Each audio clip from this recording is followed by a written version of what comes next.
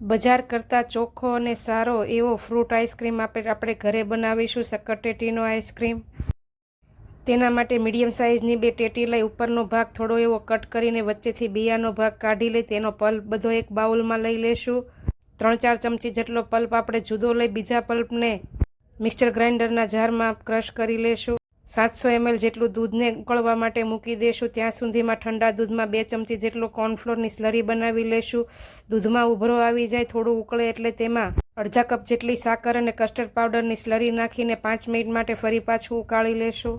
થોડું ઘટ થઈ જાય એટલે બીજા બાઉલમાં લઈને ઠંડુ થોડું કરવા મૂકી દેશું. થોડું ઠંડુ થાય એટલે તેમાં ડ્રાયફ્રૂટ્સ એડ કરીશું અને પછી તૈયાર કરેલી સ્લરી અને પલ્પને તેમાં નાખી બરાબર મિક્સ કરી ટેટીના બોલમાં બંને ભરી દઈશું અને 6 થી 7 કલાક માટે ફ્રીઝરમાં મૂકી દઈશું. 6 થી 7 કલાક પછી તમે જુઓ તો તૈયાર છે, એકદમ બજાર જેવો જ